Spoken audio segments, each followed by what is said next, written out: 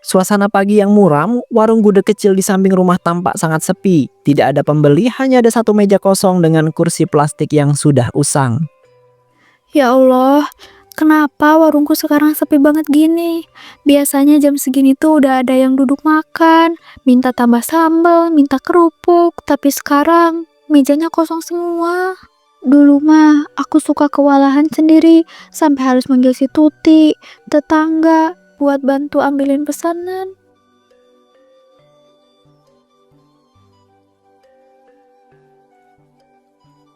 Warung gudeg Bu Yuyun flashback 3 bulan yang lalu. Bu Yuyun, seperti biasa ya, 2 bungkus gudeg buat dibawa pulang, tapi jangan pelit kreceknya kayak minggu lalu ya. Ya ampun Pak Burhan, itu mah bukan pelit, lagi kehabisan aja waktu itu. Nih sekarang kreceknya udah tumpah ruah Pak, tenang aja. Yuyun, tolong satu piring dimakan di sini, satu lagi dibungkus ya. Anak saya doyan banget sama gudeg buatan kamu. Waduh, senengnya denger itu. Semoga anaknya makin lahap ya Bu makannya. Gudegnya satu ya Bu, nggak pakai telur, tapi nasi sama kreceknya banyakin ya. Saya belum makan dari pagi nih.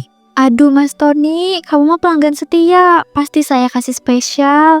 Nih sambil nunggu, minum teh manisnya dulu ya, gratis kok. Nenek Karmini, alhamdulillah datang juga. Sini duduk, gudegnya udah siap, masih anget. Terima kasih Yuyun. Kalau bukan karena gudegmu ini, nenek mungkin udah males makan dari kemarin. Ya Allah, semoga warung kecil ini bisa terus jadi berkah buat aku sama semua orang.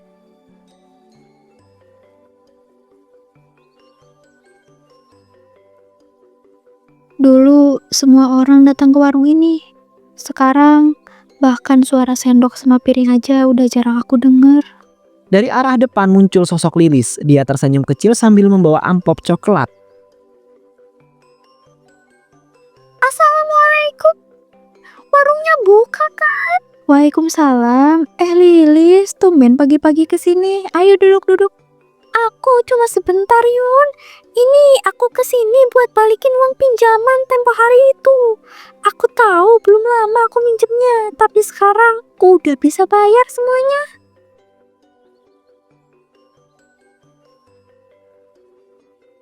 Loh, serius kamu Lis? Kamu baru aja minjem minggu lalu dan sekarang udah bisa balikin semuanya. Kamu dapat duitnya dari mana emang? Ada jalannya Yun.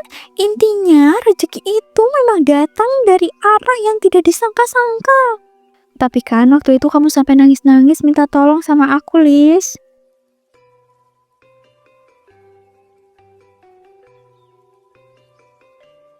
Yun, aku mohon banget tolongin aku. Aku butuh uang lumayan besar, tapi aku janji bakalan balikin. Aku nggak bisa cerita buat apa, tapi ini penting banget Yun. Tolong bantu aku. Tapi jumlahnya lumayan besar, Lis. Kamu bener nggak mau bilang buat apa? Nggak bisa, Yun. Nggak bisa. Aku kasih tahu. Tapi aku janji demi apapun aku balikin. Aku mohon. Aku nggak punya siapa-siapa lagi, Yun. Ya udah, aku percaya. Aku pinjemin.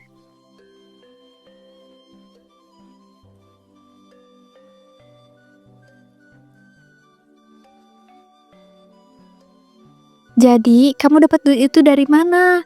Jangan bilang kamu jual barang-barangmu, Lis. Bukan jual barang, Yun. Aku ke dukun. Dukun? Maksud kamu pakai cara itu buat dapat duit?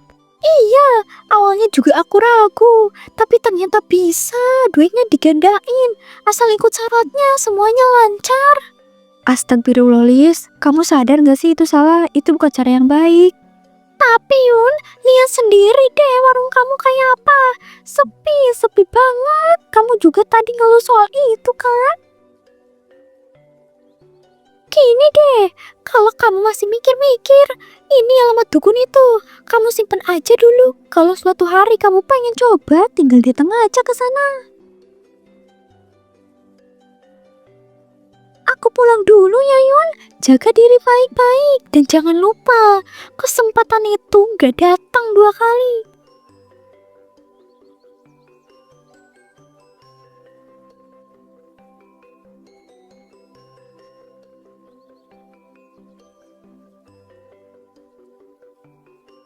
Malam harinya Bu Yuyun memutuskan untuk melakukan pesugihan di rumah dukun.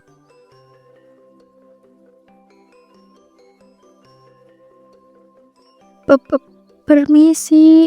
Kamu Yuyun ya? Iya, saya yang dikasih alamat ini sama teman saya Lilis. Masuklah nak. Aku sudah menunggumu sejak tadi sore. Duduklah di situ. Aku tahu kenapa kamu itu datang. Kamu ingin daganganmu laris kembali, bukan? Iya mbak, warungku sepi. Padahal dulu rame banget. Sekarang kayak nggak ada yang kenal sama aku lagi. Semua yang bisa diatur, tapi kamu harus siap terima konsekuensinya. Saya udah siap mbak. Saya cuma pengen warung saya rame lagi.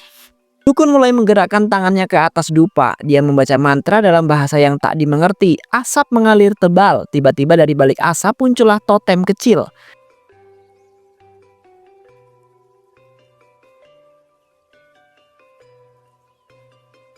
Ini totem pemanggil perantara. Namanya Daniel. Dia akan menolongmu. Ini buat apa mbak? Setiap kali kamu akan mulai berjualan, letakkan totem ini di depan warung. Bacakan mantra ini. Setelah mantranya selesai kamu ucapkan, Daniel akan muncul dalam wujud makhluk goib. Dia akan berdiri tepat di depan warungmu, mengundang para pembeli tanpa mereka sadari. Daganganmu akan selalu laris. Uang akan datang dari segala arah. Tapi saya mau tanya dulu. Ini pasti ada syaratnya kan? Syaratnya tumbal atau patangan mbah? Tentu semua kekuatan butuh keseimbangan. Tapi tenang, tumbalnya ringan saja. Cukup satu nama sebulan. Sebutkan nama satu pelangganmu yang sudah makan gudegmu. Tak perlu mereka mati langsung. Cukup kamu sebutkan.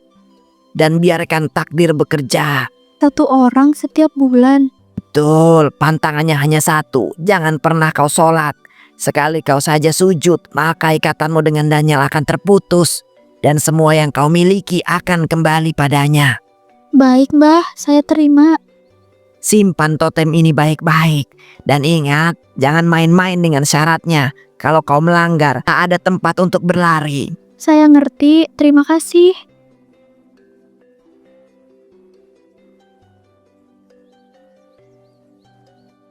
Keesokan harinya, Bu Yuyun langsung mencoba ritual pesugihan dukun itu.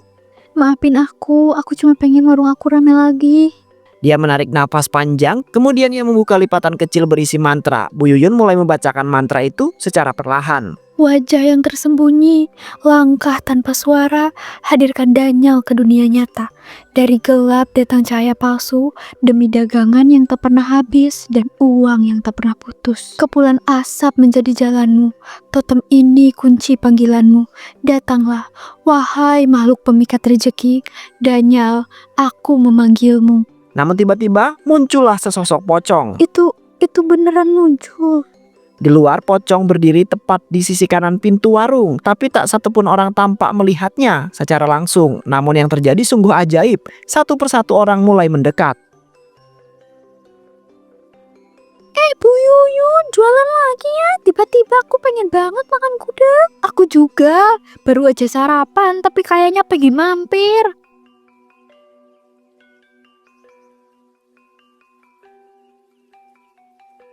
Orang mulai datang tanpa sadar, semakin lama semakin banyak. Iya, sabar ya. Satu porsi pakai telur. Yang ini mau tambah kerecak. Oke, saya siapin. Ya ampun Yun, warungmu rame lagi. Aku sampai bingung kenapa mendadak pengen banget makan gudeg. Ya alhamdulillah Tut, nggak tahu juga. Mungkin karena pasakan hari ini pas kali ya. Iya sih, tapi aneh aja. Perasaan barusan aku lewat sini kayak ada yang bisikin. Tahu-tahu udah duduk di sini aja. Ini benar-benar nggak masuk akal. Tapi ya udahlah, yang penting warungku rame lagi, uang masuk, orang-orang datang terus.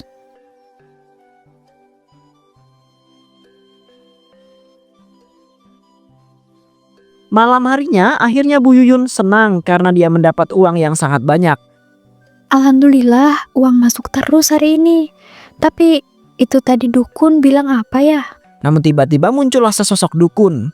Pak Dukun, Anda dari mana munculnya? Aku hanya datang untuk mengingatkan. Jangan lupa tumbal pertamamu. Belum sempat Bu Yuyun bertanya lebih lanjut, dukun menghilang secepat kilat. Tumbal? Siapa yang harus aku tumbalin? Aku nggak siap.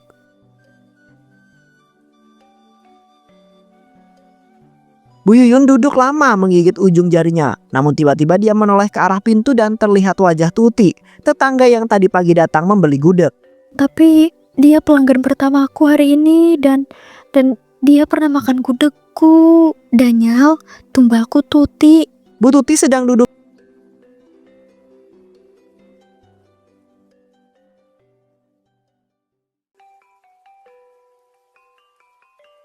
Hari ini tuh aneh banget ya. Tapi gudegnya Bu Yuyun tadi enak sih. Mungkin aku bakalan beli lagi besok.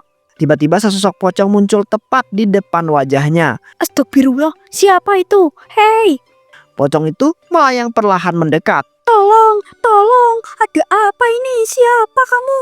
Sebelum sempat ia lari, pocong itu tiba-tiba menyambar cepat dan masuk ke dalam tubuh Bu Tuti.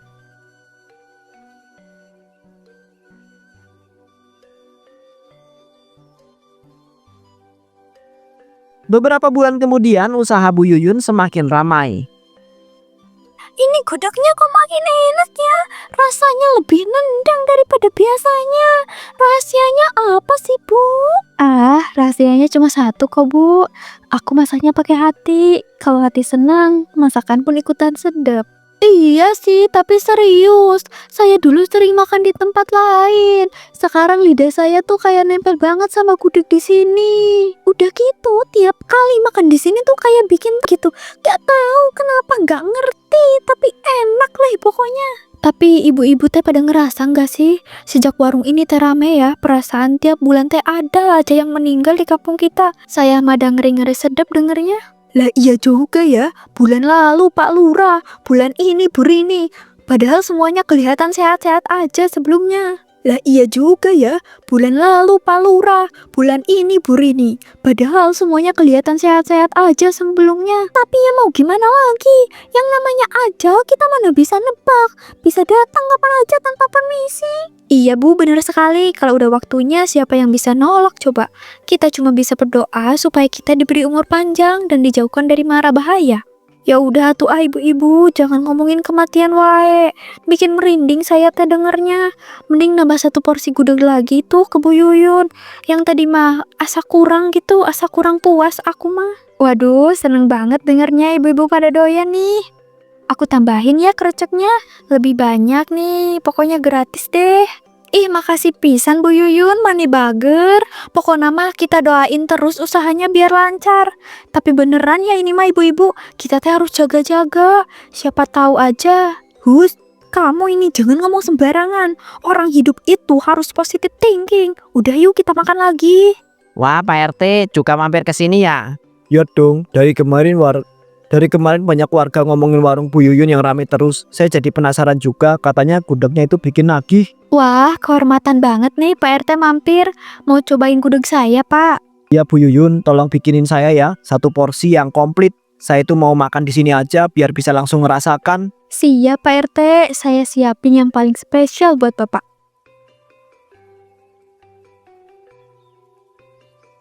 Tak lama kemudian seporsi gudeg lengkap sudah disajikan di atas meja.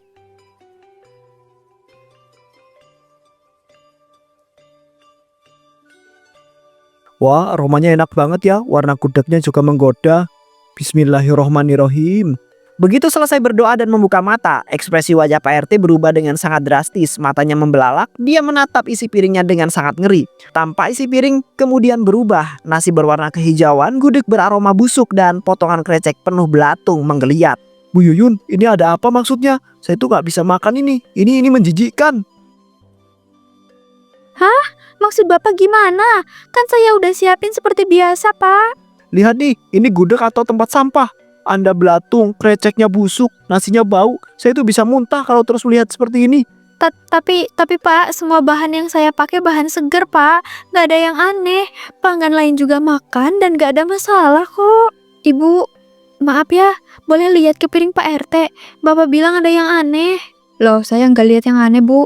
Ini gudegnya sama aja kok, wangi, kreceknya juga normal. Apa? Ibu nggak lihat ini belatung semua? Belatung? Mana ada, Pak? Nggak ada tuh. Maaf ya Bu Yuyun, saya itu nggak bisa makan di sini. Saya pulang aja. Tapi Pak, saya pastiin semuanya bersih dan halal. Bukan soal bersih Bu, saya itu nggak ngerti ini kenapa, tapi saya itu nggak kuat makan ini. Pak RT kemudian bergegas meninggalkan warung.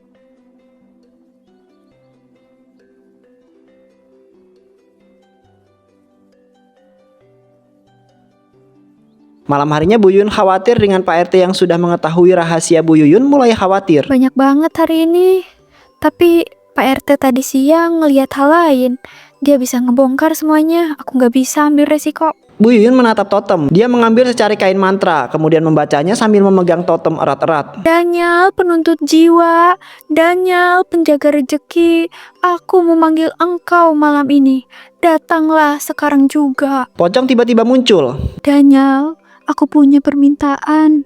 Sebutkan. Orang yang bernama Pak RT, dia sudah mencium bau busuk dari gudegku. Dia tahu dan dia bisa membongkar semuanya. Kau ingin aku menumbalkannya? Iya, hapus dia sebelum semuanya terlambat. Pak RT sedang berjalan santai pulang dari rumah tetangga. Hari ini aneh banget. Apa jangan-jangan aku itu cuma halusinasi ya? Tapi belatungnya jelas banget loh. Tiba-tiba angin berhembus kencang, muncul sosok pocong berdiri tepat menatap Pak RT. Astagfirullahaladzim, itu apa itu? Siapa di situ? Aku datang atas perintah Bu Yuyun. Kau adalah tumbalnya malam ini. Bohong. Kamu bohong. Yuyun gak mungkin melakukan itu. Dia telah menyebutkan namamu, maka kau akan kuambil. Pocong itu mulai melayang cepat ke arah Pak RT. Auzubillahiminasyaitonirrajim. Bismillahirrahmanirrahim. Allahu la ilaha illa huwal hayyul qayyum. Tiba-tiba pocong itu berhenti, tubuhnya bergetar hebat. Asap dan tubuhnya kemudian mengepul. Panas. Panas apa yang kau baca itu? Pocong itu terbakar dari ujung kaki. Yang melolong kesakitan dan langsung melesat pergi ke arah langit, menghilang dari hadapannya Pak RT. Ya Allah, lindungi aku, lindungi warga kampung ini ya Allah. Rumah Bu Yuyun beberapa saat kemudian cemas menunggu kabar. Namun tiba-tiba pocong pesugihan itu masuk. Apa yang terjadi? Kenapa kamu begitu? Ayat kursi membakarku. Tapi kan kamu makhluk pesugihan. Seharusnya kamu kuat. Aku butuh jiwa untuk sembuh dan kau adalah sumber kekuatanku. Jangan aku. Masih banyak yang bisa ditumbalkan. Aku bisa cari yang lain. Kau sudah langgar keseimbangan. Kau terlalu tamak. Sekarang waktumu habis. Bu Yuyun berlari mencoba kabur. Namun pocong itu mendekat secara perlahan. Tidak, tolong. Pocong itu kemudian memakan Bu Yuyun tanpa sisa untuk memulihkan dirinya. Dan sejak saat itu Bu Yuyun tidak pernah ditemukan oleh para warga.